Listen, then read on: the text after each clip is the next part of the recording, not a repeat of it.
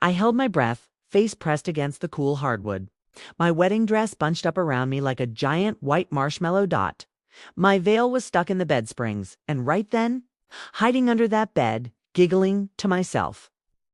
I had no idea my whole life was about to explode. I was supposed to be pranking my brand new husband. But the person who walked into our honeymoon, sweet wasn't him, it was the last person I ever expected. I had this whole silly plan. Those prank videos where the bride jumps out from behind the door and scares the groom on their wedding night. Well, I wanted my own version, so there I was, still in my dress at almost midnight, sprawled on my stomach under the king-size bed of the hotel suite in downtown Nashville. On the 14th floor, Jason is gonna freak, I whispered to myself, trying not to laugh. I pictured him walking in, calling my name all worried and sweet. Hannah. Babe, where'd you go? He'd check the bathroom, the balcony, the closet. Then I'd roll out from under the bed like a horror movie ghost, yelling, "Boo!" He'd scream, I'd scream, then we'd laugh until our sides hurt. Just like we always did, back when things were simple. Back when I thought love was enough. Back when I believed Jason would rather die than hurt.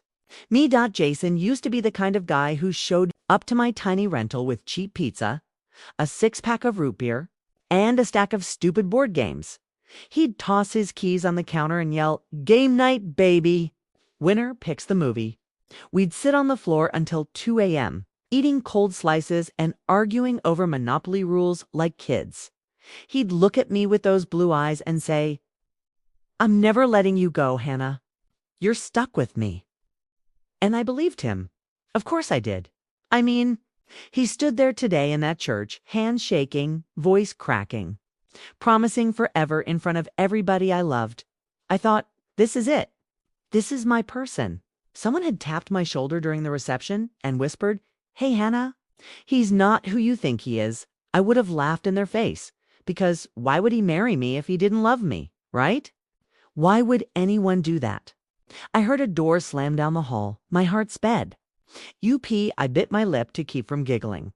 Footsteps closer. The key card beeped. The hotel room door clicked. Open. Okay. Showtime. I pressed myself flatter to the floor. One hand over my mouth, Hannah. I waited for Jason's voice. But instead, I heard heels. Sharp. Confident taps on the tile. Then that perfume. That heavy, expensive floral one that always made me feel like I'd walked into the wrong store at the mall. My stomach tightened. "No, it couldn't be, huh?" a woman's voice said. "So this is it. The honeymoon suite." It was her. Jason's mom. Linda. I froze. What was she doing here? She hated imposing, as she liked to put it. She'd spent the last 3 months kindly reminding me that once Jason and I were married, we needed healthy boundaries with parents, especially mine. But there she was, walking around our room like it was hers. I heard the soft thump of her purse landing on the bed. Right above my head, the mattress sagged as she sat down. I didn't even dare breathe. "Yeah, I'm in," she said suddenly. Her voice changed, colder, sharper. For a second, I thought she was talking to me, and my heart jumped into my throat. Then I heard the little click of her Bluetooth earpiece. "Oh, you should see this place, Eric," she said, almost laughing. He really pulled it off. Eric, Jason's best friend. I squinted at the dust bunnies under the bed and blinked. Why? Why was she on the phone with Eric? Yeah. The wedding went exactly how we wanted," Linda went on. She ate it up. "The poor girl practically cried when I gave her that bracelet. I almost felt bad. My blood ran cold." "What?" "Eric must have said something because she snorted." "No, don't be stupid. Of course she doesn't suspect anything. She's sweet, but simple. Jason knew exactly what he was doing when he picked her." Every hair on my arm stood up. I pressed my nails into my palms so hard it hurt. I thought, there's no way I'm hearing this right. I'm tired. I'm imagining things. And then she said the one sentence that ripped the floor out from under me. "Once that house is in his name, we're set." My heart Stopped at my mom's house, the one she left me when she died 2 years ago. The one thing of hers I had left. The house. Jason had sworn he loved because of the old charm and memories. Eric said something again. I could hear his muffled voice, but not the words. Linda laughed. A low, satisfied sound. Relax. It's all lined up. In 6 months, tops, he files. Irreconcilable differences, quick, no-fault divorce. He walks away with the house, and little Hannah gets a fresh start in some apartment she can actually afford. Everybody wins. I felt like I'd been punched out air. I needed air. My ears were ringing so loud I barely heard the next part. Prenup. Linda scoffed. No prenup. Why would she ask for one? She thinks he's marrying down. Poor thing still believes her dad is broke. I squeezed my eyes shut. My dad. My quiet. Tired electrician dad who drove an ancient pickup and wore the same work boots for 6 years. The one who always said, "Honey, I'm not poor. I'm just not flashy." He'd tried to talk to me about money before the wedding. Hannah, are you sure Jason's not? Dad, I'd snapped, hurt. He loves me. He doesn't care about any of that. Stupid. So stupid. She doesn't know a thing about the company either. Linda kept going, now pacing above me. I could see her heels cross the edge of the bed's skirt. Tom Reed Construction, sweet little family business. She thinks it's barely making it. Meanwhile, the man's building half the suburbs out here. She paused. Yeah. Jason told me. 50% goes straight to her when Tom retires. And she already has the insurance money from her mother's accident. My hand flew to my mouth. I felt sick. Eric said something, and Linda lowered her voice. Well, we can't touch the company's shares. That's too messy, she hissed. But the house. That's easy. The house is sentimental. Sentimental makes people stupid. Jason moves in, pays a couple of repairs, puts some money into it, and bam. He can claim he invested. He'll get at least half by default, maybe all. My whole body started to shake. I remembered Jason. A month ago, in our kitchen. Hannah, babe, he'd said, taking my hands. You know I love that house. I want to help fix it up. Why don't we put my name on the deed? Just so it really feels like our home, you know? I'd hesitated. He kissed my forehead. I'm not going anywhere. It's just paper. I'd been flattered he cared. Now I felt like an idiot. Under the bed, I bit my tongue so hard I tasted blood. I wanted to crawl out, scream, grab her by that perfect blowout end, but I didn't move. I don't even know why instinct. Maybe something in me said, listen, don't interrupt. Not yet, I told him, Linda continued. You do this fast. No dragging it out. Women get ideas if you give them time. 6 months of marriage, a couple arguments, a few stories to make her look unstable, and the judge will sign off. His name's on the title. He's golden. Eric's voice rumbled faintly. He sounded unsure. Linda snapped. Oh, don't you dare grow a conscience on me now, she snapped. You were right there when Jason cried on my shoulder after Carly left him, remember? She cleaned him out. Don't you think my son deserves a little security? Carly. The ex who'd broke his heart. According to Jason. The one I'd felt weirdly jealous of for no reason. Linda sighed dramatically. Hannah's not exactly top shelf, she muttered. She's pretty in that girl next door way. But Jason could do better. Still, she's loyal and grateful. It's a good trade. A house for a year of pretending. Please. I was married to his father for 30 years and I didn't even get a thank you. Note, my vision blurred. Something in my chest snapped. I wanted to crawl out from under that bed and tear the whole stupid hotel apart, but I just lay there, frozen, listening to my new mother-in-law talk about me like I was a Craigslist deal. Eric must have asked about me. Hearing. Linda gave a short laugh. She's probably still downstairs, taking pictures with her bridesmaids, she said. She walked out of the lobby with her friend, Namia, 10 minutes ago. Besides, even if she did hear, what would she do? Cry. Run home to Daddy. Tom's soft, but he's not stupid. He'd tell her to work it out.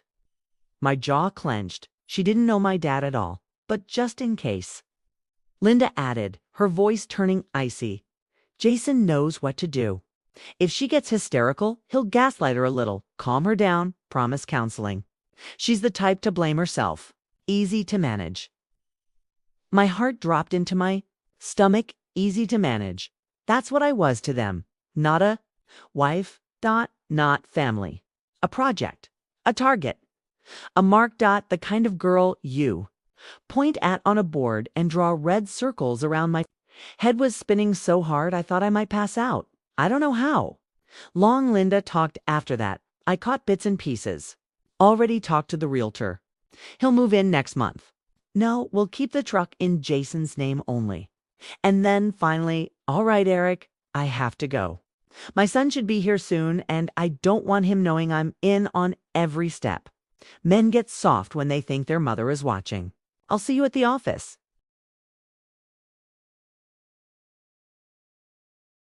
She tapped her earpiece off. The bed creaked as she stood. I watched her heels click toward the mirror, then to the balcony. She opened the sliding door, stepped outside, and I heard her light a cigarette. My eyes widened. Jason had told me she quit 5 years ago. Another lie. The night air drifted in, bringing the faint smell of smoke. I stayed perfectly still. If she saw the fluff of my dress sticking out from under the bed, it was all over. My phone. I remembered my phone then, tucked into the little beaded purse clutched to my chest. Just 20 minutes earlier, I'd giggled and pressed record on the voice memo app. Okay, Hannah, I'd whispered to myself. Let's get your future husband's scream on tape. I'd wanted Jason. Babe, where are you? As a cute memory, I swallowed hard. Slowly, barely breathing, I thumbed the side of my phone. The screen lit up, harsh and bright under the darkness of the bed. I almost panicked. But Linda was still on the balcony. The little red waveform on the app was moving. It had caught everything, every word. My hands shook so hard I almost dropped it. Outside, I heard one last drag, then the metallic clink of the balcony door as she closed it. No one quits anything, I heard her mutter to herself. You just learn to hide it better. She grabbed her purse, heels tapping, then the soft whoosh of the hotel room door opening and shutting. Silence. I didn't move. Not for a full minute, not for 5. I lay there listening to the blood pound in my ears, staring at the dust under the box spring, feeling my heart crack open in slow motion. I thought about Jason's face at the altar, his trembling hands, the way he'd wiped a tear from my cheek and whispered, "You okay, Han?" I thought about my mom's picture in my bouquet, how I'd held it against my chest and told her, "I found someone, Mom, you'd like him." I felt stupid. I felt dirty. I felt like I needed a shower that would never make me clean again. Finally, when my legs started to cramp, I forced myself to move. One elbow, then a knee. I slid out from under that bed like a ghost. My dress was covered in dust. My hair was a tangled mess. My makeup had streaked from tears I hadn't even noticed falling. I sat there on the floor, back against the bed, hugging my knees. And I did something I didn't expect. I didn't scream. I didn't throw anything. I didn't call Jason. I just went quiet inside. Very, very quiet. My dad always said, when everything goes to hell, kiddo, don't react, observe, then decide. So that's what I did. My first impulse was to grab my purse and run. Take the elevator down barefoot in my dress, walk straight out that fancy lobby and disappear. I pictured myself standing on my dad's porch at 1 a.m. in full bridal gear, mascara streaks and all.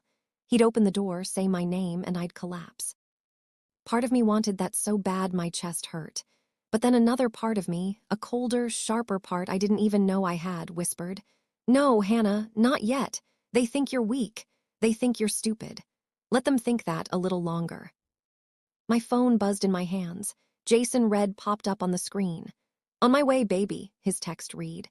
"Stop to grab champagne. You ready for me?" I stared at those words. My thumb hovered over the keyboard. I typed, "Yep, Red, hurry." My stomach turned, but I hit send. I got up slowly, walked to the mirror. A stranger stared back at me. Same brown eyes, same freckles, but there was something new there, something hard. Something I'd seen in my mom's eyes the day she signed away her chemo because she decided she was done suffering. I took off my veil, wiped my cheeks, smoothed the dress as best I could. Then I dug into my purse, opened my recording, and hit save. I renamed the file. Wedding Night Truth. My fingers trembled. I wasn't sure what my plan was. I just knew one thing. This night was not going to end the way Linda Clark thought it would. Not even close. Jason knocked on the door a few minutes later. Han. "It's me." His voice sounded the same, warm, familiar. I swallowed the lump in my throat. "Come in," I called, somehow sounding almost normal. The key card beeped. He walked in, grinning, a bottle of champagne in one hand, his tie loosened, hair a little messy from dancing. "There's my wife," he said softly. He dropped the bottle on the table and came straight to me, scooping me up like I weighed nothing. He smelled like cologne and wedding cake. "I can't believe we're married," he murmured into my neck. I forced myself not to flinch. I wrapped my arms around him, my brain screaming, my mouth saying, "Me either." He pulled back, eyes searching my face. "Hey," he said, "you okay? You look tired." I gave a little laugh. "I crawled under the bed to prank you," I said, rolling my eyes. "Got stuck in the springs. It was a whole thing." His eyebrows shot up. "Under the what, babe? Why?" He chuckled. "Because I thought you were my best friend, because I thought you'd laugh with me." "Just being stupid," I said. "It doesn't matter." He kissed my forehead. "Well, good thing I didn't walk in on that. My heart couldn't take it." He had no idea. We changed out of our wedding clothes. Jason popped the champagne. We sat on that big bed, watching the Nashville skyline through the window, pretending to be a normal newlywed couple. He talked about the funny thing his cousins said during speeches. I nodded. He laughed about my Aunt Denise dancing to single ladies. I smiled. Every now and then he'd touch my arm, my leg, tuck a strand of hair behind my ear. Each time my skin crawled. "This is your husband," I told myself. "The man you married 12 hours ago." But all I could hear in my head was his mother's voice. "In 6 months tops, he files." He kissed me. I kissed him back. I went through the motions like a ghost wearing my skin. And the whole time inside I was building something, not revenge, not exactly. A plan, a promise to myself. Jason fell asleep fast, arm thrown over his face, snoring softly like he always did after too much sugar. I lay awake beside him, staring at the ceiling. In the dim hotel light, I could see the faint outline of the smoke detector, the pattern in the plaster. I listened to his breathing, slow and even. Then I slipped out of bed as quietly as I could. I took my phone, my charger, and the room key. I tiptoed into the bathroom, closed the door, and sat on the cold tile floor. My wedding ring glinted under the bright light. I twisted it around my finger. For a second, my throat closed. I'd wanted this ring since the night he showed it to me in the jewelry store, just for sizing. I'd called Mia afterwards, squealing. "Girl, he's serious, like serious, serious." Mia had gone quiet. "Han, just make sure he's serious about you and not your situation, okay?" She'd said gently. My situation. Widowed mom, accident insurance, family business, house. I'd laughed it off. Now I wasn't laughing. I opened my contacts and pressed my dad's name. He answered on the second ring. "Hannah, you okay? It's midnight, sweetheart. What's wrong?" His voice was thick with sleep and worry. My eyes burned. "Hey, Dad," I whispered. I'm fine. Don't freak out, okay?" "Hannah," he said slowly, "you only say don't freak out when there's something to freak out about." I took a shaky breath. "Do you remember," I asked, "earlier this year when you offered to put the company shares in my name officially?" Silence. Then sharper, "Yes, why did Jason say something?" "Dad," I cut in, my voice cracking. "Can we talk about doing that, like soon, and maybe putting the house in a trust or something?" He was quiet for a long moment. "Hannah," he said finally, his tone very calm. "What happened?" I stared at the bathroom grout. "Nothing happened yet," I whispered. "But I heard something tonight, and I think Jason and his mom have a plan for the house, for me." I couldn't get all the words out. My dad didn't ask for details, that's the thing about him. He doesn't push until you're ready. "Okay," he said firmly. "We're not doing this over the phone. Tomorrow morning, 8 a.m., you and I and Mr. Carter at his office. I'll call him now and leave a message. We'll get the documents drawn up. We'll protect you. You hear me?" A weight lifted off my chest just hearing him talk. "Yeah," I whispered. "Yeah, I hear you." "And Hannah." "Yeah." "I don't know what that boy did or said," he said, his voice low and dangerous in a way I rarely heard. "But I meant what I told you last week. I'd rather refund every deposit and eat the whole wedding than see you hurt. So if you need to come home, you come home. No shame. No, I told you so. Just home, got it?" My eyes overflowed then. Tears ran down my cheeks, hot and silent. "I got it," I said, my voice barely audible. "I love you, kiddo. I love you too, Dad." I hung up and wiped my face with a scratchy hotel towel. Then I did something I never thought I'd have to do in my life. I scrolled down to Mia's name. MIA, Queen of Chaos crown she picked up with a groan. "If this isn't you sending me drunk cake selfies, I'm gonna be mad," she mumbled. I laughed through a sob. "I wish it was cake," I said. She sat up so fast I could hear the sheets rustle. "What happened, Hannah? Talk." "I can't yet," I whispered. "Jason's sleeping, we're in the suite. But Mia." "I need a lawyer." There was a beat of silence. "You have one," she said, her voice suddenly all business. Lucky for you, your best friend passed the bar last year. Talk to me. So I did. I told her every word I'd heard under that bed, every sick, twisted detail. She didn't interrupt. When I finished, my throat raw, she let out a low whistle. Wow, she said. Okay, first of all, I'm gonna kill him. Second, I'm gonna kill his mom. Third, we're not doing either of those things, so we need a legal plan instead. I sniffed. Mia, I just got married to a man who wants my house, I whispered. What do I do? You breathe, she said. Then you get smart. You already did step one. You have that recording. Yeah. Good, don't send it to anyone yet. Just keep it safe. Tomorrow you meet your dad and the notary. Get everything moved, locked down. Trust, shares, whatever Mr. Carter suggests. Meanwhile, you act like the happiest wife in Tennessee. Got it. My stomach twisted. You want me to stay married? For a minute, she said. If you walk out now, they cry emotional bride. Misunderstanding. She's unstable. They'll spin it. I know people like them. You keep smiling, keep recording, and we build a case so tight they can't wiggle out. How long? I asked, suddenly exhausted. As long as you can stand it, Mia said softly, but not a day longer. And you set yourself a line in the sand right now. If he ever lays a hand on you, if he threatens you, if you feel unsafe, you're out. Screw the house. Screw the plan. You call me and your dad and you get out. Promise me. I promise, I whispered. Hannah, she added, her voice gentler, I'm so sorry. I know you love him. My chest ached. I don't even know who he is, I said. Then we're gonna find out, she replied. And when we're done, he's not getting a damn shingle off that house. You hear me? I nodded, even though she couldn't see. I hear you. I hung up, checked the recording one more time, and tucked my phone under my side of the mattress, far from Jason's reach. Then I went back to bed. My husband shifted in his sleep, mumbling something about the DJ. I lay there staring into the dark. Somewhere around 4 a.m., my eyes finally closed.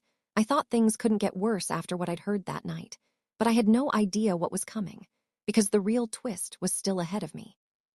The next morning, my alarm went off at 7:00 a.m. For a second, I forgot where I was. White sheets, hotel curtains, that faint mix of industrial cleaner and someone else's perfume. Then memory slammed back into me. The bed, Linda's voice. In 6 months tops, he files. I rolled over. Jason was still asleep, hair mussed, mouth slightly open, one arm across my waist like it belonged there. For a second, I almost let myself pretend nothing had happened. Almost. Hey, he mumbled when I shifted. Where you going, wife? Wife, I swallowed. I told my dad I'd grab breakfast with him before he leaves town, I said lightly. You know he gets up at dawn.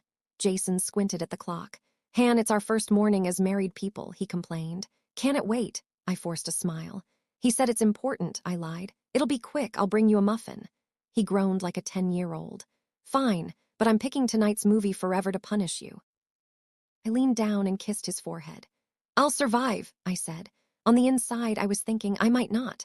I showered fast, put on jeans and a sweater, and slipped my phone out from under the mattress while he brushed his teeth. He didn't notice. Love you, he called as I grabbed my bag. You too, I said automatically. The elevator ride down felt like it took hours. When the doors opened in the lobby, the bright morning light felt wrong, like the world shouldn't look this normal when mine was falling apart. Dad was waiting outside in his truck. He'd driven 4 hours from Knoxville for the wedding and was supposed to head back that afternoon. He climbed out when he saw me and just looked. His eyes took in my face, my clothes, the absence of a honeymoon glow. He opened his arms. I walked straight into them. For a minute, I was 6 again, scraped knee and all, burying my face in his flannel. He held me tight. Okay, he said quietly into my hair. Okay, kiddo, I got you. I pulled back, wiped my eyes, and laughed once. Happy wedding after day, I joked weakly. He gave me a look. Let's go see Carter, he said. Then you can tell me everything. Mr. Carter's office was 10 minutes away.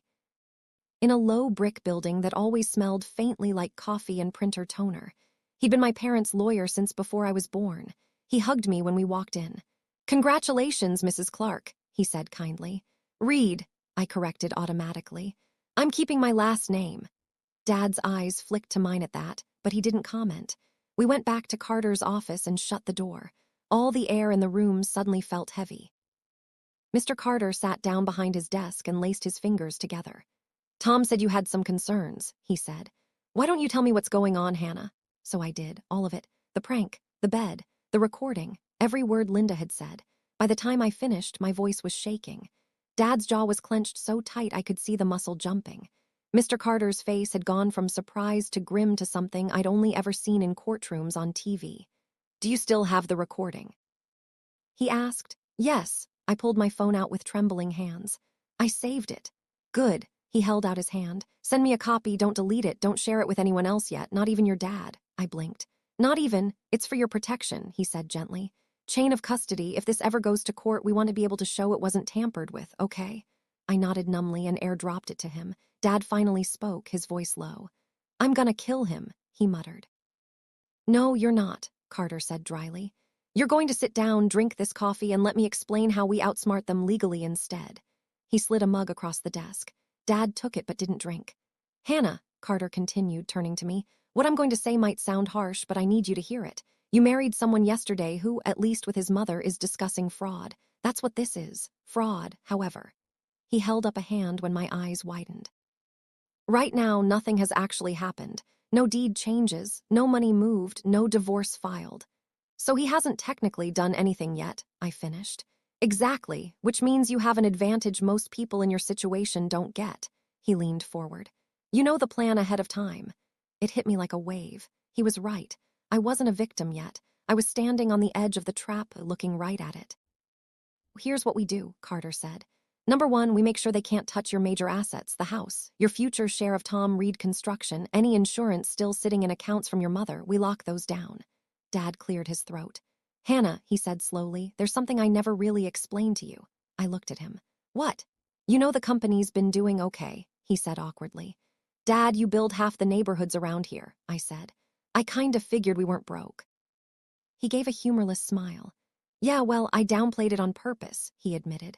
"Your mom and I wanted you to grow up normal, not some rich kid who thinks money solves everything. So we lived modest, kept things low-key. The truck, the small house, all real but not the full picture." He glanced at Carter, who nodded encouragingly. "The truth is," Dad went on, "Tom Reed Construction isn't just doing okay. We're big. We've got contracts in 3 states. The business is worth a lot more than you think." My mind reeled. "How much more?" I asked carefully. Dad scratched his beard. "Enough that I've turned down 3 buyout offers in the last 5 years," he said. "From national developers." The room seemed to tilt.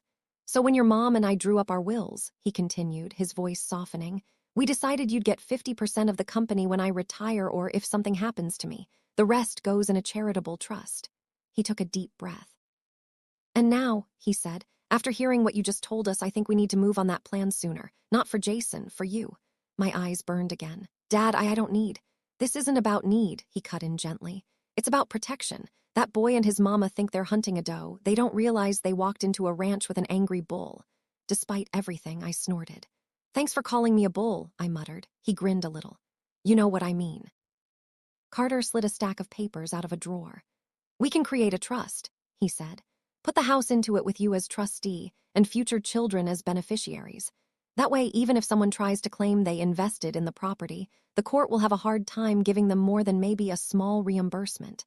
And we formalize the transfer of company shares into your name as separate property, explicitly excluded from marital assets."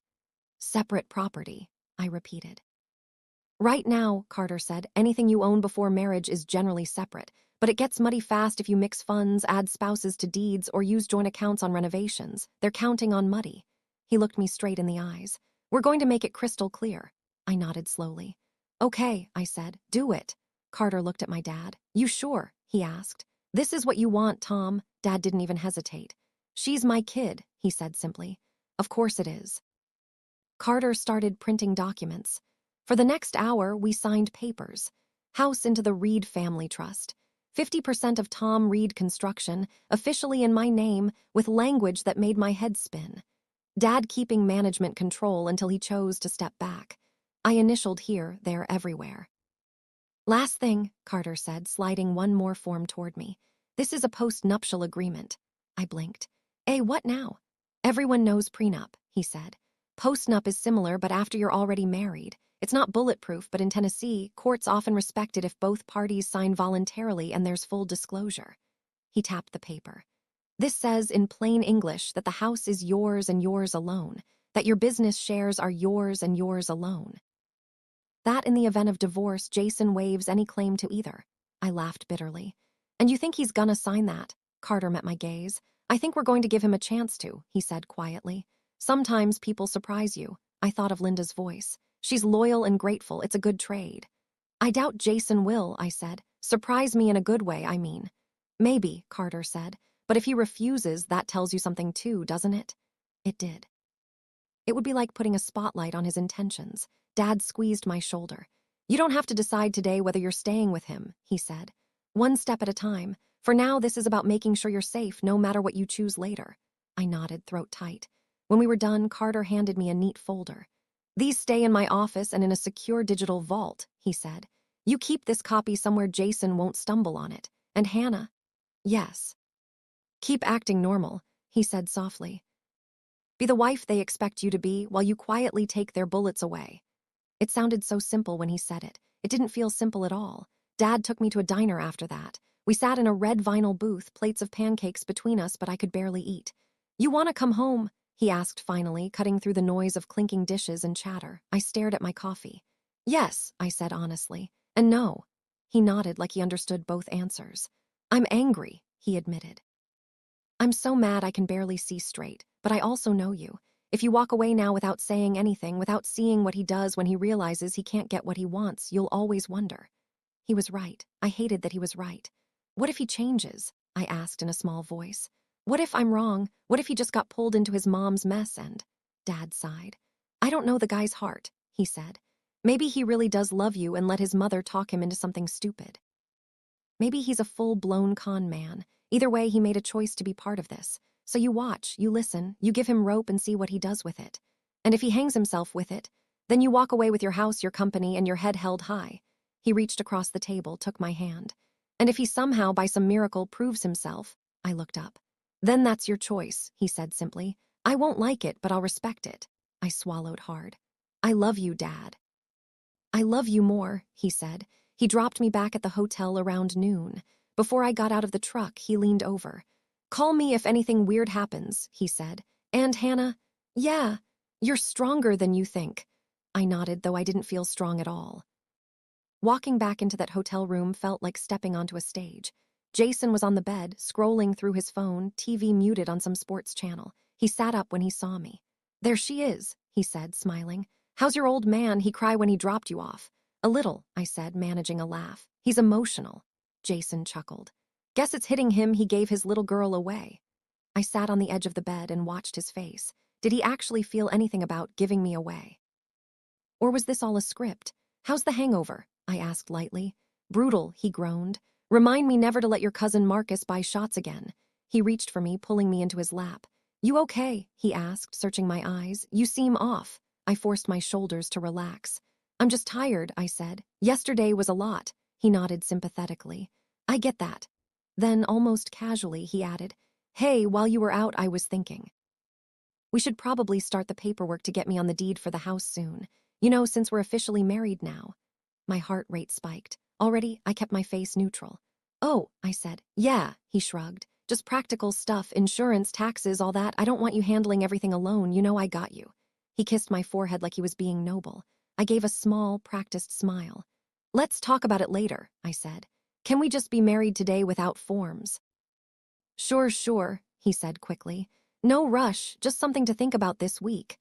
I filed the exact wording away in my head. No rush, my ass. The next few weeks were weird.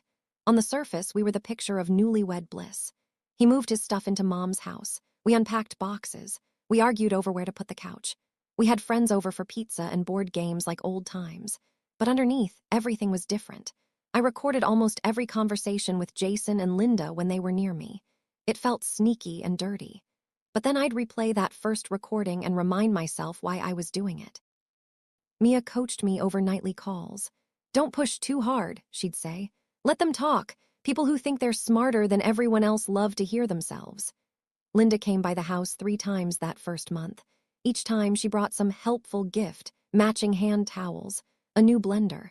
Once, a stack of legal pads for Jason to keep track of house projects.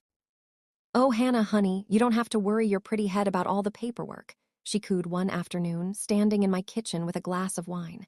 You just make this place cozy. Let Jason and me handle the boring adult stuff. I smiled and stirred the chili on the stove. But I like boring adult stuff. I said sweetly. Spreadsheets are my love language. She laughed like I'd told a joke. At least twice, she accidentally referred to the place as Jason's house. Each time, I gently corrected her. Our house, I'd say, smiling. Her eyes would flick to me sharp before going soft again. Of course, our house, she'd echo. At night, Jason would drop little comments. Maybe we should refinance, he'd muse, sprawled on the couch. Take some cash out, do a big renovation, add value. Maybe, I'd say, non-committal. Or we could talk to a realtor, he offered another time. Just see what this place is worth now. Curiosity, I'd shrug.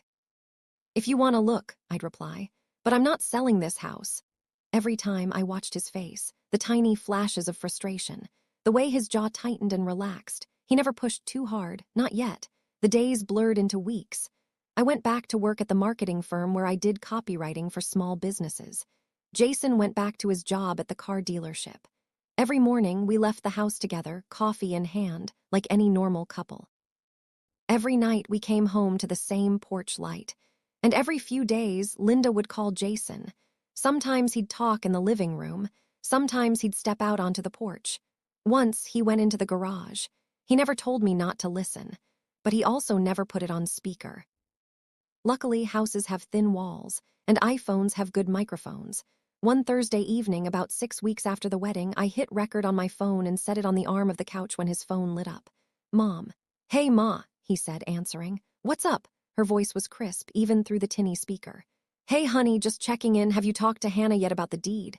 He glanced toward the kitchen where I was cooking. I've brought it up, he said. She keeps putting it off. Says she's not ready to deal with forms. Jason, Linda snapped.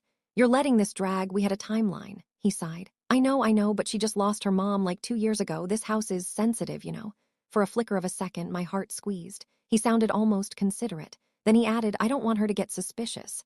And the squeeze turned to a stab. Women are always suspicious, Linda said dryly.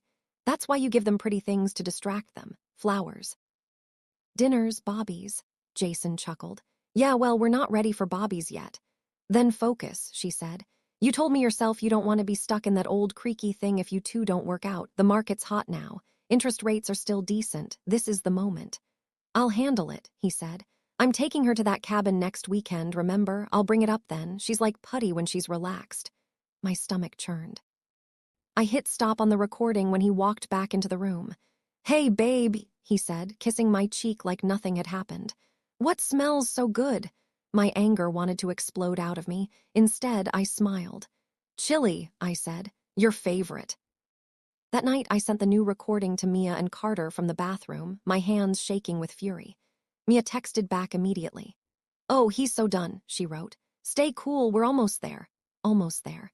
To what exactly? A few days later, something happened I never expected. It was Saturday. Dad invited us out to his property for a barbecue.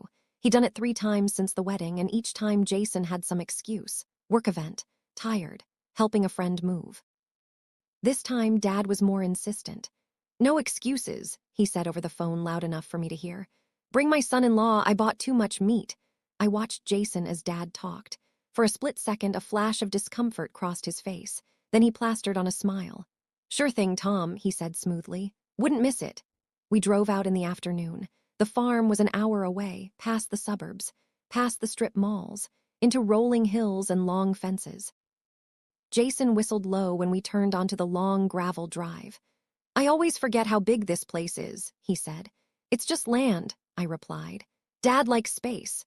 At the top of the hill, his house came into view. White farmhouse, big porch, red barn, a workshop off to the side. And behind it, the sprawling warehouse and office that said Tom Reed Construction in clean blue letters. Jason's eyes lingered on the sign. Your dad really built all this with a high school diploma and a toolbox, he muttered, half to himself. Yeah, I said, a little proud, even through the storm inside me. Dad was on the porch with Irene, his girlfriend. They'd been dating for 3 years but still blushed when we teased them. He hugged me first, then shook Jason's hand firmly. Jason, he said, smiling cordial but not warm. Good to see you, son. You too, sir, Jason replied. He ate in the backyard, burgers, potato salad, corn on the cob. For a while it felt normal. Jason told some story about a ridiculous customer at the dealership. Dad laughed genuinely. Irene fussed over whether we had enough ice. Then Dad cleared his throat. So, Jason, he said casually, poking his burger with a fork, You like working at the dealership, Jason shrugged. It's fine, he said. Not my dream, but it pays the bills. What is your dream? Dad asked. Jason blinked. I don't know, maybe owning my own place someday. Dealership, I mean, or flipping houses. Dad nodded slowly. Those are big goals, he said. They take time, money, stability. Jason smiled, a hint of cockiness in it. I'm not afraid of hard work, he said. I've been grinding since I was 16. Good, Dad replied, because Hannah's life is already complicated. Company, property. It's gonna take a steady man to stand beside her when all that really lands. Jason's smile faltered. What do you mean? He asked. Dad dabbed his mouth with a napkin. You knew she'd be getting part of the company, right? He said mildly. She told you. Jason shifted in his seat. She mentioned something about shares, he said, but I didn't ask for details. That's between you and her. My eyes narrowed. Liar, Dad raised his eyebrows. Well, I'm old-fashioned, he said. I like my son-in-law to know where his wife's security comes from, so let me lay it out. He set his burger down and looked Jason dead in the eye. In a few years, when I retire, he said, Hannah will officially own 50% of Tom Reed Construction. It's already in writing. She signed the paperwork last week. Her stake is separate property. You understand what that means? Jason's fork froze halfway to his mouth. Separate, Dad nodded. If you two stay married and build things together, fantastic. If not, the business stays in the family line, period. Jason swallowed hard. Of course, he stammered. I would never, I'm with Hannah for Hannah, not money. He managed a little laugh. I grew up with nothing, he added. Anything we get, we'll earn together. Dad studied him. For a moment, I thought he might say something cutting, expose the whole thing right there at the picnic table. Instead, he just nodded again. That's good to hear, he said, because she deserves someone who loves her for her, not for a house, not for a future paycheck. For her, Jason nodded quickly. Absolutely, he said. He didn't look at me. Later, when we were alone in the kitchen rinsing dishes, I bumped his shoulder. That was sweet, I said lightly. What you told my dad about being with me for me. He glanced at me, searching my face. Because it's true, he said. There was a flicker of something in his eyes then. Guilt, fear, I wasn't sure. You believe that, right, Han? He asked suddenly. You know I'm not using you. My throat closed for a second. This was it. I could have pulled out my phone, pressed play, and blown everything up right there. Instead, I heard Mia's voice in my head. Keep acting normal, we need more. So I lied. Yes, I said softly. I believe you. He let out a breath like he'd been holding it for hours and pulled me into a hug. For a second, my chest ached, because a tiny, naive part of me still wanted that to be true. But then I remembered his voice on the phone. She's like putty when she's relaxed. And the ache turned back into steel. A week later. Our anniversary of 2 months married, Linda insisted on hosting a fancy dinner at her house. It's tradition in my family, she said over the phone. I always cook a special meal for my son and his bride. Mia raised an eyebrow when I told her. Sounds like a great venue for a takedown, she said. We'd been talking about timing for weeks. How much more do you need? I asked her that night on FaceTime. We have the original recording, the phone calls, texts about the deed. Dad did the trust. The shares are officially mine. The postnup, I trailed off. Jason had flat out refused to sign the post-nuptial agreement when I'd brought it up casually one night. Babe, that's harsh, he'd protested. You don't trust me. I'd watched his face. I trust you, I said. This is just protection for both of us. It says I don't get your stuff either if you inherit from your mom or something. He'd still shaken his head. Feels like planning the divorce before we've even figured out how to fold laundry together, he said. I'm not doing that, I'm not that guy. Mia snorted when I repeated that line. Classic manipulation, she said, but it works in our favor. Him refusing makes it obvious what he's after. So we're ready, I asked. She leaned closer to the camera. Hannah, listen to me. You are more than ready, she said. We have enough to nail them to the wall legally and socially. All we need now is the right moment. She grinned, wicked. And I'm thinking Mommy Dearest's fancy dinner is perfect. I exhaled slowly. Okay, I said. Then we do it there. Mia's eyes softened. You sure you're ready? She asked. This is the end, Han. Once we do this, there's no coming back. No, maybe he'll change. My chest squeezed. Images flashed through my mind. Jason singing along off-key to the radio on road trips. Jason carrying my mom's boxes to the attic the week after she died, letting me cry into his shirt. Jason holding my hand in the hospital when I got my wisdom teeth out. Jason laughing with my dad at the barbecue. I nodded anyway. Yeah, I said quietly. I'm ready. Okay, Mia said. Then this is the plan. We spent an hour mapping it out, step by step. Who would be there, what would be said, where we'd sit, who would walk in when. I barely slept that week, not because I was scared, because I was weirdly, painfully calm, like right before a storm finally breaks. Saturday night came. I put on a blue dress Jason liked. He whistled low when I walked down the hall. "Am Mrs. Clark," he said, trying to make my heart stop. "Maybe," I said lightly. We drove to Linda's house, big brick place in the nicer part of town. White columns, perfect lawn, wreath on the door that changed with the seasons. When we walked in, the smell of roasted chicken and butter hit me. Linda swept into the foyer like a queen. "Hannah, darling," she exclaimed, air kissing my cheeks. "You look lovely." "You too," I said, forcing myself not to recoil when she touched my arm. Jason hugged her. "Hey, Mom," he said, smiling. She stepped back, eyes shining. "Look at you too," she said. "My handsome son and his beautiful bride." If I hadn't known better, I would have believed her. The dining room table was set with her good china. Candles, crystal glasses. For a second, my chest tightened. This could have been my family for the next 20 years. Sunday dinners, holiday fights, grandkids on that rug if Linda passed the rolls. "So," she said, "how, life in the old Reed house? Gotten used to the creaks yet?" "It's home," I said simply. Jason smirked. "We're still arguing over where the TV should go," he said. "Hannah wants it hidden." "I want it where God intended, front and center." Linda laughed. "Compromise, darling," she said. "Marriage is all about compromise." "Yeah, me compromising, you taking." We chatted about small things, work, traffic, some show Linda was watching. Every few minutes my heart would pound out of nowhere. Waiting, waiting. Halfway through dessert, there was a knock at the door. Linda frowned. "Oh, that must be the neighbor's kid selling something again," she said, dabbing her mouth. "Jason, honey, go tell them I already bought whatever it is last week." Jason got up with a groan. As soon as he was out of the room, my phone buzzed in my hand, a text from Mia. "We're here." My palms went slick. Linda took another sip of wine. "So, Hannah," she said, smiling politely, "have you looked into any good realtors lately? I know some excellent ones who specialize in legacy properties." I tilted my head. "Legacy," she waved a hand. "You know, old family homes that are emotionally difficult to let go of. It can really help to have a professional guide you through it, take the drama out." I actually laughed. "I'm not selling the house, Linda," I said, voice light. "Ever." Her smile thinned. "Well, never is a long time," she said. "You might change your mind once you have children. Old houses are drafty, dangerous even." "I'll fix it," I said. "My dad's a contractor, remember?" She tightened her grip on her fork. "You can't cling to the past forever, dear. Sometimes resources are better used elsewhere." "Like in your account," I wanted to say. Instead, I heard the front door open down the hall. Voices. Linda's eyes flicked toward the sound. A second later, Jason came back in. Mom," he said, looking weirdly anxious. "You have visitors." Behind him, 3 people walked into the dining room, my dad, Mr. Carter, and Mia in a blazer, hair pulled back, looking every inch the lawyer she was. Linda's fork clinked against her plate. "What is this?" she demanded, standing up. I set my napkin down. "Relax," I said. "We're just having a little family meeting." Jason's face went pale. "Hannah, what's going on?" he asked. My heart was beating so hard I could feel it in my throat. I picked up my phone and tapped the screen. The first recording, the one from under the bed, sat there. Ready, I looked at my husband, my brand new, barely married husband, and I said the words that would change everything. "Jason," I said quietly, "I know about the plan." His eyes widened.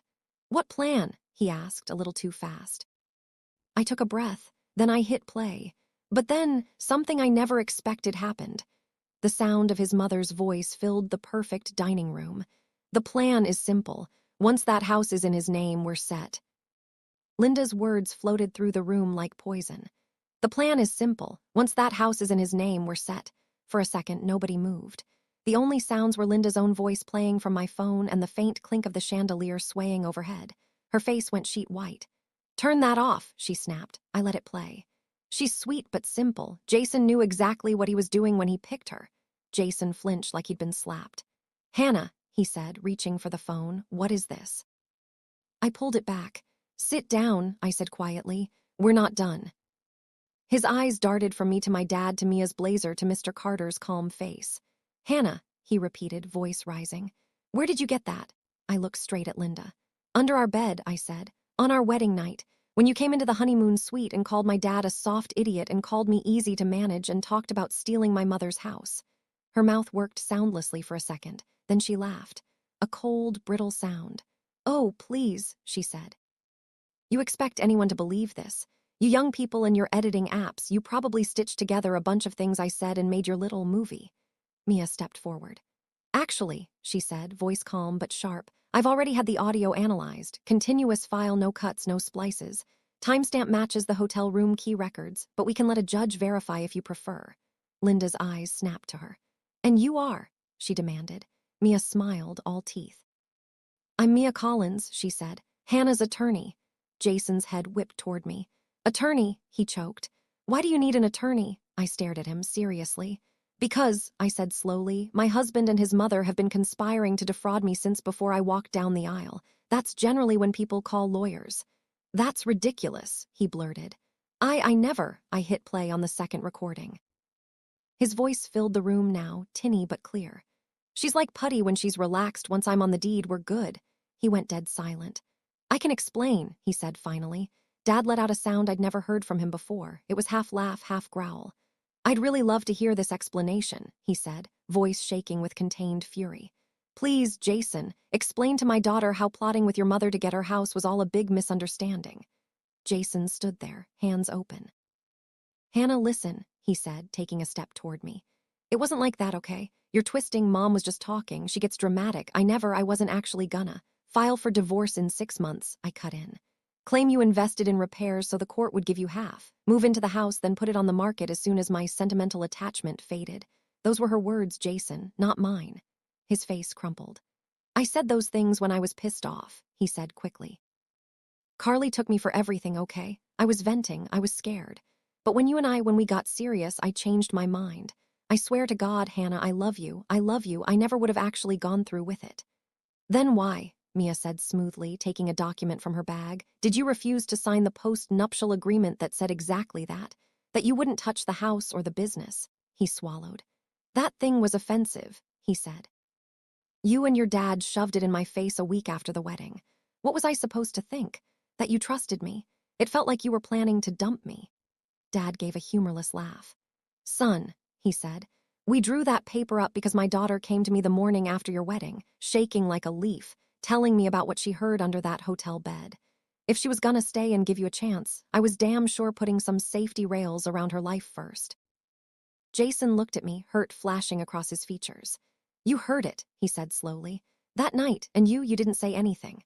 "I called my dad," I said. "I called Mia, I moved the house into a trust, I moved the company shares into my name, then I waited to see what you'd do."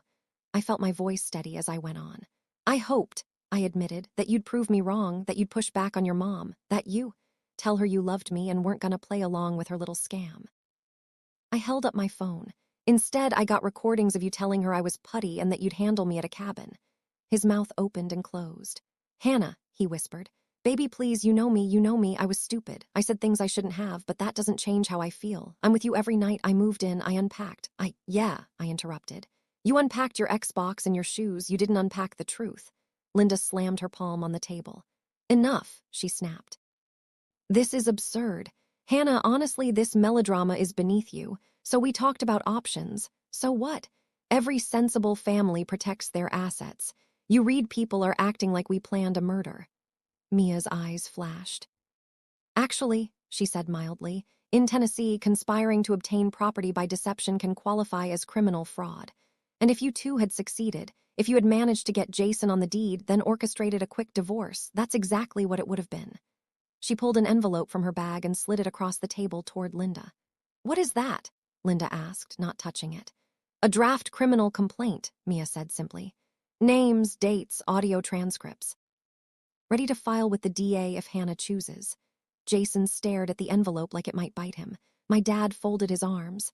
"Hannah and I talked about it," he said. "Frankly, I think you both deserve to see the inside of a courtroom, but my daughter has a kinder heart than I do." They all looked at me. My hands were shaking, but my voice was calm. "I don't want to spend the next year of my life in court with you," I said to Linda. "I don't want to be on the news. I don't want my mom's house dragged through some trial as Exhibit A." I took a breath. "What I want," I said, meeting her eyes, "is my life back." Jason's shoulders slumped. "Hannah, I'm filing for divorce," I said, turning to him. First thing Monday, you will not contest it. You will not ask for a penny. You will not touch the house. You will not come after any share of the company. You will walk away with exactly what you brought into this marriage." He stared at me like I'd stabbed him. "Is this really what you want?" he whispered. I laughed a little, but there was no humor in it. "I wanted you," I said. "I wanted a husband who loved me. I wanted Sunday mornings and stupid board games and bobbies in this house. But you and your mother sat down and put a dollar sign on my life." Tears stung my eyes, but I held his gaze. "So no," I continued. "This is not what I wanted. This is what you chose." He shook his head, eyes wet now. "Hannah, I can change," he said hoarsely. "Cut my mom off, I'll sign whatever. The post-nup, a prenup, I don't care, I'll go to therapy, Linda gasped. "Jason," he rounded on her. "Be quiet, Mom," he snapped. It was the first time I'd ever heard him talk to her like that. For a second, a twisted part of me wanted to cling to it. Look, he's standing up to her, see? He can change, but it was too late, too late. Mia stepped between us, voice firm.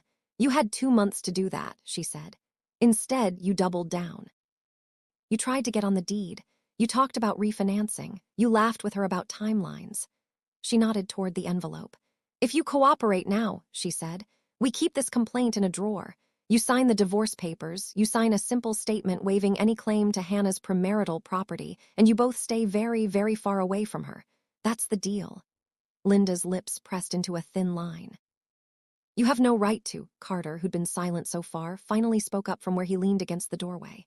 "Ma'am," he said, his voice quiet but carrying, "I've been in court a long time. I've seen judges throw the book at people with less evidence than what's on those recordings. Your son is lucky Hannah is offering you this out. I'd take it." Linda stared at him, at Mia, at my dad, at Jason, then back at me. There was something in her eyes I hadn't seen before, not arrogance, not disdain, fear. Real, sharp fear. She picked up the envelope with stiff fingers. "How long does she have to decide?" she asked, not looking at Jason. Mia shrugged. "As long as you like," she said. "But if I see any attempt to contact Hannah, harass her, smear her, or mess with Tom's business, that complaint goes in the DA's inbox the same day. Your call." Silence. Jason sank back into his chair. His shoulders looked smaller somehow. Broken. "Hannah," he said again, softer, "please look at me." I did. His eyes were red. For the first time since I pressed play, I saw the guy I'd fallen in love with, the one who made me grilled cheese at midnight, who texted me stupid memes, who held me after my mom's funeral so tight I thought I might break in half. "I love you," he said, voice cracking. Whatever my mom said, whatever I said to her, I held up a hand. "Jason," I said quietly, "if you loved me the way I needed you to, there would have never been a plan for me at all." His face crumpled. He lowered his head. No one spoke. After a long moment, I pushed my chair back and stood. Mia and my dad stepped aside to let me pass. At the doorway, I paused. "I'm sorry it had to be like this," I said, not sure who I was even talking to. "But you left me no choice." I walked out of that dining room, out of that perfectly styled house, out to my dad's truck. The cool night air hit my face. I took a deep breath. And for the first time since my wedding day, I didn't feel like I was suffocating. Divorce was fast. Quicker than I thought it would be. Jason didn't fight. He signed everything Mia sent over. Property waiver, no contest divorce, mutual non-disparagement. On the day we met at the courthouse to finalize it, he showed up in a wrinkled button-down, dark circles under his eyes. We stood in the hallway, leaning against opposite walls. "So that's it," he said bitterly. "We're just done." "Yes," I said simply. He laughed once, humorless. "I really did love you, you know," he said. "At least I think I did. I don't know where Mom ends and I begin anymore." I believed him, and that hurt in a whole different way. "I hope you figure that out," I said, "for your sake and whoever comes after me." He swallowed. "You were too good for me," he muttered. "That's the truth." Mia stuck her head out of the courtroom door. "They're ready for us," she said gently. When it was over, when the judge's gavel came down and my marriage officially ended, I didn't cry. I just felt tired. Oh, so tired. Dad drove me home, my home. The little house with the creaky floors and the porch swing my mom picked out from a catalog. For a couple weeks, I stayed with him at his place. I couldn't bear to sleep in the bed Jason and I had shared. I cried into Mia's lap, got wine drunk with my cousin, watched trash TV until my brain turned to mush. But slowly, life started sliding back into place. Jason moved his things out while I was at work one day. He left his key on the counter. No note. I walked through the empty rooms that night, fingers trailing along blank walls. "This is still yours," I whispered to my mom's old kitchen. "This is still ours." I painted the bedroom a new color, rearranged the furniture. bought new sheets that had never touched his skin. Every little change felt like reclaiming a piece of myself. Months passed. I went back to yoga. I took on a big campaign at work that kept me busy. Dad roped me into sitting in on a few company meetings, just to get your feet wet, kiddo. I met subcontractors, read budgets, gave opinions on kitchen layouts in new builds, and slowly, quietly, I started seeing what he saw. This could be mine. I thought one day, looking out over a new subdivision we were framing, not just by inheritance, by work. I started going to the site more, wearing a hard hat with my name on it. The guys started calling me Boss Junior. I pretended to hate it. I didn't. And then, one rainy Tuesday afternoon, about a year after the divorce, a man walked into my life carrying a set of blueprints and a cup of coffee he wasn't even bringing to me. And everything changed. I was in the conference room at Dad's office, arguing with an architect about window placement when the door opened. "Sorry I'm late," a low voice said. "Traffic on I-40 was a nightmare." I glanced up, dark hair a little too long, hazel eyes framed by laugh lines, stubble like he'd forgot to shave that morning. He wore jeans and a button-down rolled at the sleeves, forearms tanned from actual outdoor work, not a gym. He froze when he saw me. "Oh," he said, "didn't know we had company." Dad grinned. "About time you showed up, Cooper," he said. "Come meet my daughter, the real brains of this operation." The man, Cooper, set down his blueprints and extended his hand. "I'm Cooper Hayes," he said. "Structural engineer. I make sure Tom's dreams don't fall down in a stiff wind." I laughed in spite of myself. "Hannah Reed," I replied, shaking his hand. "Marketing girl learning to pretend she knows what a load-bearing wall is." His grip was warm and firm. Something fluttered in my stomach. I ignored it. We dove into the plans. He explained beam loads and span tables in plain English that actually made sense. He didn't talk down to me, didn't mansplain. When I asked a question, he lit up. "That's a good point," he'd say. "We could handle it 3 ways, let me show you." We spent 2 hours like that. By the end, there were doodles all over the plans and 3 empty coffee cups between us. Dad watched us, amused. When Cooper finally packed up, he turned to me. "It was nice to meet you, Hannah," he said. "You're not like most marketing people I've worked with." "Is that a compliment?" I teased. He grinned. "Definitely." After he left, Dad nudged me. "Good guy," he said. "You know, he just moved back to town, divorced, no kids." I rolled my eyes. "Please don't start playing matchmaker, Dad," I said. "I barely learned how to be single again." He held up his hands. "I'm just saying," he said. "He's not bad on the eyes for an engineer." I shoved him. "Gross." But that night, sitting on my couch, I caught myself thinking about Cooper's laugh, the way his eyes crinkled when he got excited about something. How he listened, really listened. I shook my head. "Don't be stupid," I told myself. "You're not ready." Except ready or not, life doesn't always wait. Cooper started showing up more, company mixers, site visits, coffee runs. One day he stuck his head into my office. "Hey," he said, "I'm grabbing lunch, want anything?" I blinked. "I'm good," I lied, even though my stomach was growling. "Got leftovers." He didn't move. "I'm getting tacos," he added. "Fish." "From that place you posted about on Instagram last week."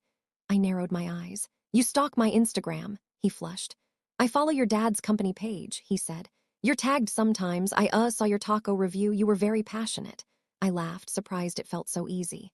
"Fine," I said. "1 fish taco and 1 carnitas, extra lime, no cilantro." He saluted. "On it." He brought back the exact order, with churros because you looked like you had a rough morning. We ate at my desk, talking about everything and nothing. His divorce, my situation. I didn't give him all the details, but enough that he understood there were scars. He didn't pry. He just listened, nodding, occasionally dropping some dry joke that made me snort. Weeks turned into months. We went from lunch to coffee to, "Hey, there's a new exhibit at the art museum, want to check it out?" To my friends bilate on this concert, "I have an extra ticket, no pressure but." I said yes more than I said no. I kept waiting to feel that nervous, dizzy, can't eat, can't sleep obsession I'd had with Jason. It never came. What came instead was something steadier, safer. The way Cooper would text me after a long meeting. "Saw you handle that vendor, you were a badass." The way he'd reach for my hand while we watched a movie, not making a big deal of it. How he asked, "What do you need?" instead of "Here, what we're doing." One night, about a year after we first met, we were sitting on my porch swing, legs tangled, sharing a blanket. The summer air was thick and warm. Lightning bugs blinked in the yard. "Can I ask you something?" he said quietly. "Sure." "Are you done punishing yourself?" I frowned. "What?" He turned toward me. You talk about your ex like you were the dumbest person on earth, he said. Like you should have known, like love makes you an idiot, but from where I'm sitting, you were just trusting. And someone took advantage of that. That's not on you. My throat tightened. I looked away. I just don't want to repeat the same mistake, I whispered. He was silent for a moment. Then he reached over and gently turned my face back to his. Then don't, he said simply. Do something different this time. I blinked at him. What if different still ends in heartbreak? I asked. He exhaled. Then at least you lived, he said. At least you tried again, knowing more. I can't promise I'll never screw up. I'm human. But I can promise you this, Hannah, I'm not after your house, I'm not after your dad's company, I don't care if you lived in a studio over a laundromat. He smiled a little. I'm after you, he said softly, just you. My heart did that painful squeeze and release thing. I searched his face for any sign of calculation, any shadow of Linda's cold eyes. I didn't see it. I saw kindness, nerves, hope. I took a breath. Okay, I whispered. Then let's see what different looks like. He kissed me then, slow, careful, like he had all the time in the world. 2 years later, he proposed, not with a grand gesture, not with a flash mob or a plain banner, just on my back porch on a Sunday morning while we drank coffee in our pajamas. He slid a simple ring across the table. Hannah Reed, he said, voice shaking a little. Will you marry me? Not your house, not your company, you with all your scars and your spreadsheets and the way you steal my fries. I laughed through sudden tears. Yes, I said, but I'm still stealing your fries. The wedding was small, just family, a few close friends, and a very smug Mia as my maid of honor. You did good, Reed, she whispered when she adjusted my veil. This one's got decent bone structure and a soul. Dad walked me down the aisle again. At the front, he pressed my hand into Cooper's and murmured, no scams, no schemes, just love, okay? Cooper nodded, eyes bright. I got her, he promised. Our vows were simple. No grand speeches. Just honest words about partnership. Trust and second chances. That night when we got to the little cabin we'd rented instead of some fancy hotel suite, Cooper carried me over the threshold and grinned. So, he said, you gonna hide under the bed and scare me? I snorted. Never again, I said firmly. I learned my lesson. We both laughed. But later, lying in that creaky bed, his arm around me, his breathing slow and steady, I realized something. Hiding under that hotel bed hadn't ruined my life. It had saved it. If I hadn't crawled under that ridiculous king-size mattress, if I hadn't hit record as a joke, if I hadn't heard Linda's plan, I would have walked blindly into a financial and emotional ambush. I would have put Jason on the deed. I might have signed something I didn't understand. One silly, impulsive prank had changed everything. Years rolled by. Good years, not perfect. We argued about stupid things, whose turn it was to take out the trash, whether we could afford a new truck this year, how many projects I could juggle at Tom Reed Construction without losing my mind. But through it all, there was this steady hum of trust underneath. When I was late to dinner, Cooper didn't accuse me of cheating. When he had to work late at a site, I didn't spin stories in my head. We talked. We apologized. We tried again. 2 years into our marriage, I found out I was pregnant. I stared at the 2 pink lines in our bathroom, hand over my mouth, heart pounding. Cooper knocked on the door. Babe, you've been in there a while. You okay? I opened it, holding the test out with shaking fingers. He looked at it, looked at me. His face slowly broke into the biggest grin I'd ever seen. No way, he whispered. Seriously, I nodded, tears spilling over. Seriously. He scooped me up and spun me around like a cliché movie scene, both of us laughing and crying. I'm gonna be a dad, he said in disbelief. You're gonna be a mom. I thought of my mom then. Of all the nights I'd cried wishing she were here to see this. Somewhere deep in my chest, the ache eased just a little. We had a girl. We named her Grace after my mom's middle name. She had Cooper's hazel eyes and my stubborn chin. She screamed like a banshee and slept like a cat, short, intense naps. Dad was a puddle. He held her and whispered, You're gonna run the company someday, kiddo. Don't tell your mom. Mia bought her a tiny onesie that said future attorney. We framed it. When Grace was 3, we were at the park one sunny afternoon when I saw him. Jason. He was pushing a little boy on the swings. The kid was maybe 4 with shaggy brown hair and a gap-toothed smile. A woman stood beside them laughing at something the boy said. Jason turned and froze, our eyes met. For a second, time folded in on itself. The wedding, the hotel room, the courtroom, all of it. Mommy, higher, Grace yelled, oblivious, kicking her legs. Hang on, baby, I said softly, slowing her swing. Jason said something to the woman, his wife, girlfriend, and she nodded, taking over the pushing. He walked toward me, hands shoved in his pockets. Hey, he said, stopping a few feet away. Hey, I replied. He looked older, not in a bad way, just more human, crow's feet a little gray at his temples, tired. How are you? He asked.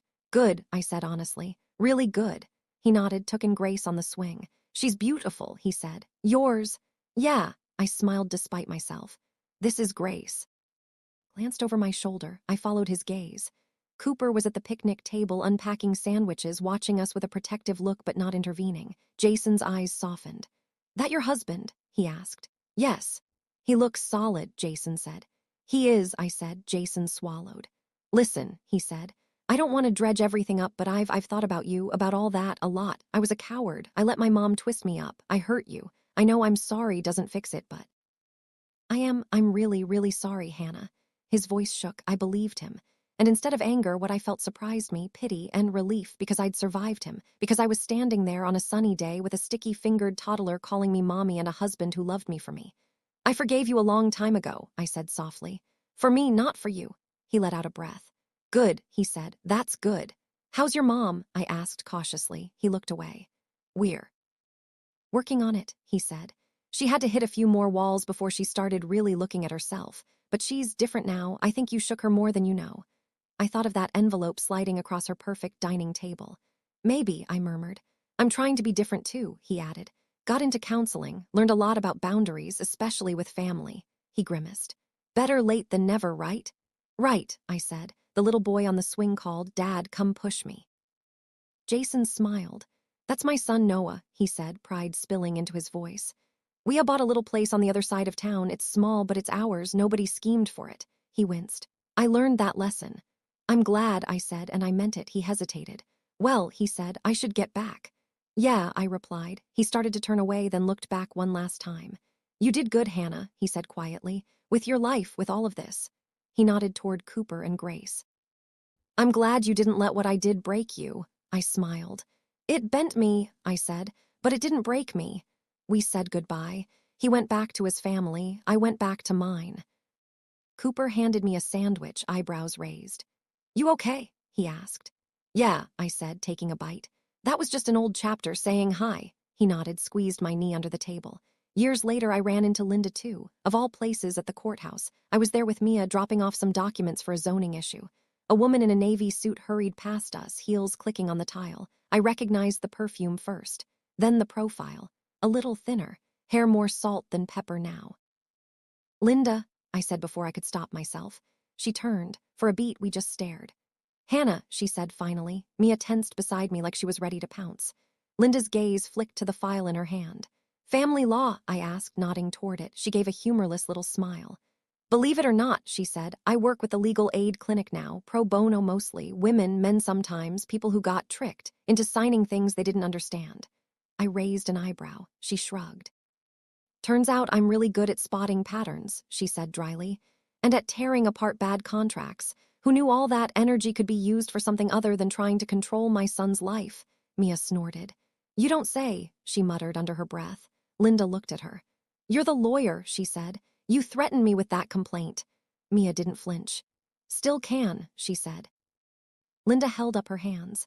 You had every right, she said quietly. She turned back to me. I owe you an apology, she said. For a lot, for seeing you as a transaction, for raising a son who thought money mattered more than integrity, for almost ruining your life. Almost, I echoed. Key word. She smiled sadly. Yes, she said. Almost, you were smarter than I gave you credit for. She hesitated, then added, you were right to do what you did, to walk away, to draw that line. There was a sincerity in her voice I hadn't heard before. No sharp edges, just tired honesty. I thought of the woman who'd sat in that perfect dining room talking about me like I was a used car, and the woman standing here now carrying folders for people who probably couldn't afford private attorneys. Maybe people like the younger version of me. I took a slow breath. I don't forget, I said, but I let it go a long time ago. I have a life now, a good one. I know, she said softly. Jason sends pictures sometimes. Your little girl is beautiful. My chest tightened. You see him? I asked. She nodded. Not as much as I'd like, she admitted. But more than before, we're trying. She cleared her throat. Anyway, she said, straightening her shoulders. I just wanted you to know I learned, eventually. You were my wake-up call, Hannah. I'm sorry it had to be at your expense. I studied her face. There were more lines now, but also less hardness. People can change, I said quietly. If they really want to, she nodded. I'm trying, she said. We said goodbye. Mia waited until she was out of earshot, then turned to me. You're seriously not mad, she demanded. I thought about it. No, I said slowly. I'm weirdly proud, in a twisted way. If all that crap pushed her into helping people instead of hurting them, at least something good came out of it. Mia shook her head. You're too nice, she grumbled, but she was smiling. Time didn't stop for any of us. Grace grew. She turned 5, then 8, then 12. She liked science and soccer and baking lopsided cookies that Cooper swore were better than store-bought. She rolled her eyes when I hugged her too long in front of her friends. Moam, she'd groan, you're so dramatic. Genetics, Cooper would say, winking at me. We had a second baby, a boy this time. We named him Thomas after my dad. Dad cried when I told him. Now I really gotta retire, he said, sniffing. Can't be 80 and have a 3-year-old grandson asking why I still go to work. He did retire. Eventually, we threw him a party at the office. Cooper and I took over more and more. I found myself in meetings I never thought I'd be in, talking budgets, land deals, expansion. I made mistakes, learned, grew. Sometimes, late at night, when the house was finally quiet and the dishwasher hummed, I'd sit at the kitchen table with blueprints spread out and think, Mom would have loved this.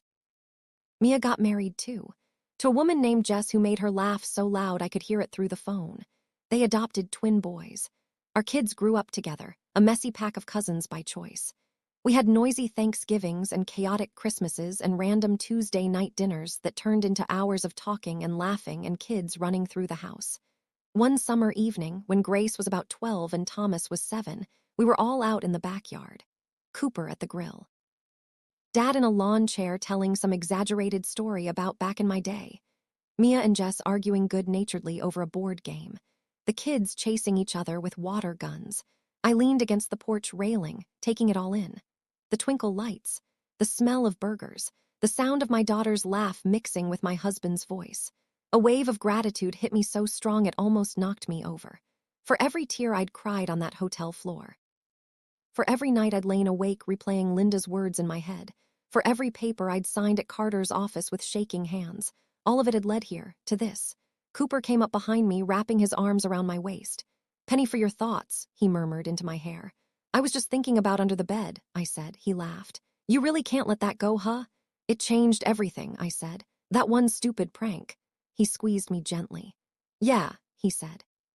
But you know what changed everything more? What? You, he said simply. You listened, you planned, you walked away, you built this. He kissed my cheek. I just got lucky enough to join in halfway. I turned and kissed him back. Pretty sure I'm the lucky one, I said. Out in the yard, Grace screamed with laughter as Thomas nailed her with the hose. Mom, she yelled, he's cheating. Am not, Thomas shouted. Cooper groaned. Duty calls, he said. Referee time. He jogged down the steps, grabbing the hose out of Thomas's hands as both kids yelled their case at him. I watched them, heart so full it almost hurt. If you told the girl under that hotel bed that one day this would be her life, she wouldn't have believed you. She would have thought that kind of peace was for other people, for girls who hadn't been lied to, for women who hadn't had to record their own wedding night to stay safe. But here I was, a decade later, not just surviving, thriving. The ghost of that first marriage still lived somewhere in me, but it didn't own me.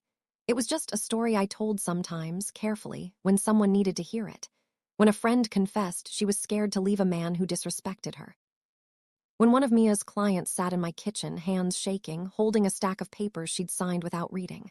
I'd make us tea, sit at the table, and start with, on my wedding night, I hid under a bed to prank my husband. They'd usually laugh. Then they'd get quiet, then they'd listen. And sometimes at the end they'd say, if you could walk away, maybe I can too. And I'd say, you can, you really can. Because I knew it was true. I lived it. Years later still, when Grace was heading off to college and Thomas was learning to drive, Cooper and I sat on that same porch swing, a little more worn now, our hair sprinkled with gray. The yard was quieter. No toys scattered, no bikes lying in the grass, just wind in the trees and the hum of distant traffic. Do you ever wish things had gone differently back then? Cooper asked softly. Like that you hadn't gone through all that with Jason. I thought about it, really thought.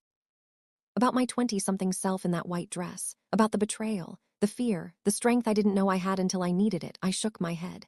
No, I said. If I hadn't gone through that, I wouldn't be so sure of this. I gestured around us. You, the kids, the company, my own backbone. I smiled.